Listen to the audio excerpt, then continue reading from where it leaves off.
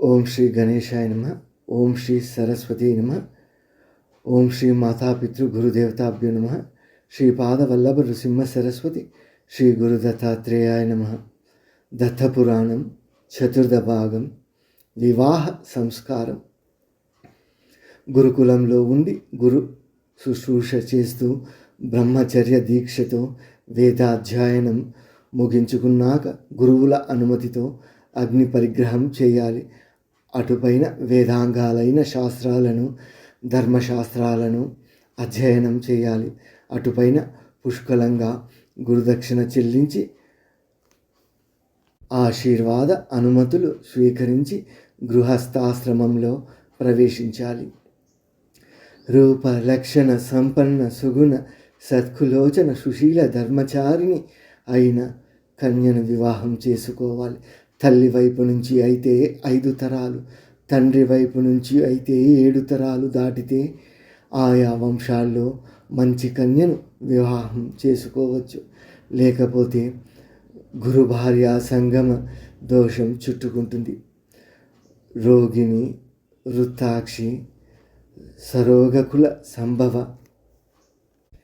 అతికేశ, అకేశ, వాచాల, కాయస్థ, వామన, దీర్ఘదేహ, నిరూపిణి, న్యూన్యాధికాంగి, ఉన్మత్త,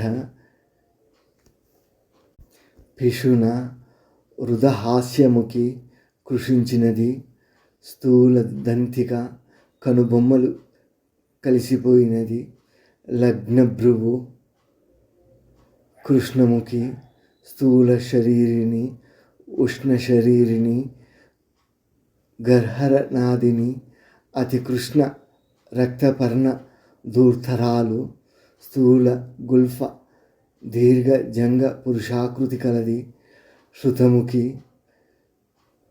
సదారోదనశీల, పాండువర్ణ, కుత్పిత, కాపశ్వాసాది సంయుక్త నిద్రాశీల, అన్యథాభాషిణి, లోకద్వేషపరాయణ, పరాపవాద నిరత, తస్కర, దీర్ఘనాసిక, కితర, కితన, అతిరోమశ, గర్విత, ఇటువంటి కన్యలను సుఖంగా సంసారం చేసుకోవాలి అనుకున్నప్పుడు వివాహం చేసుకోకూడదు. చిన్నప్పుడు గుణం తెలియక వివాహం చేసుకున్న పెద్దయ్యాక ఆవిడలో దుర్గుణాలు, విపరీత బుద్ధులు, భర్త పట్ల, సంతానం పట్ల ఎప్పుడూ నిష్ఠూరంగా ఉంటూ పరులకు అనుకూలంగా ప్రవర్తించే ఇల్లాలిని మార్చుకోవడానికి ప్రయత్నం చేయాలి. నాయన ధర్మకీర్తి 8 రకాల వివాహాలు ఉన్నాయి. వీటిలో పూర్వపరం ఉత్తమోత్తమాలు. మొదటిది కుదరకపోతే రెండోది, రెండోది కాకపోతే అలా ఈ విధానాలకు చెల్లుబాటు. బ్రహ్మం, దైవం, ఆర్గ్యం, ప్రాజాపత్యం, అసురం, గాంధర్వం, రాక్షసం, పైశాచమని 8 వివాహ పద్ధతుల్ని చెప్పారు మన మహర్షులు. వీటిలో బ్రాహ్మణులు బ్రాహ్మ పద్ధతిని వివాహమే చేసుకోవాలి. దైవమైనా పర్వాలేదు, అర్ఘ్యం కూడా అంగీకారమేనని చాలామంది అభిప్రాయం. తక్కిన ప్రాజాపత్యాది పద్ధతులు 5 విప్రులకు పనికిరావు.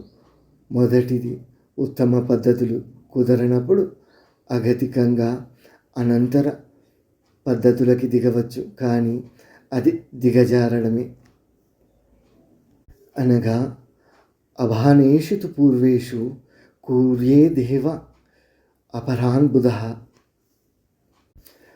విద్యావంతుడు, బుద్ధిమంతుడు, ఆచారపరుడు అయిన వరుడిని పిలిచి కన్యాదాత నూతన వస్త్రాదుల్ని అలంకరించి పూజించి పిల్లనిచ్చి పెళ్లి చేస్తే అది బ్రహ్మ వివాహం.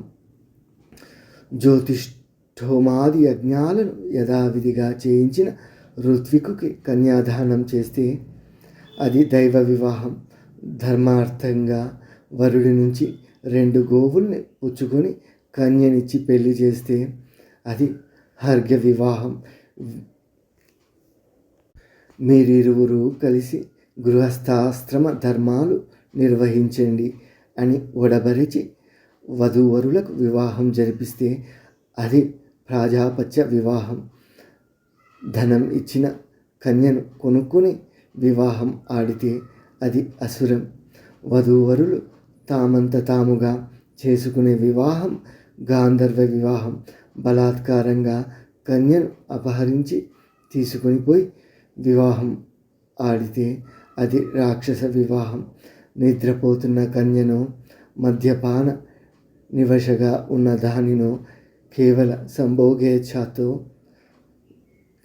సంభోగ ఇచ్ఛతో స్వాధీనం చేసుకోవడం అది పైశాచ వివాహం అవుతుంది. ఇది అన్నింటిలోకి అధమ పద్ధతి అని మహర్షులు నిర్వహించినారు మహర్షులు. శ్రీపాదరాజం శరణం ప్రపద్యే.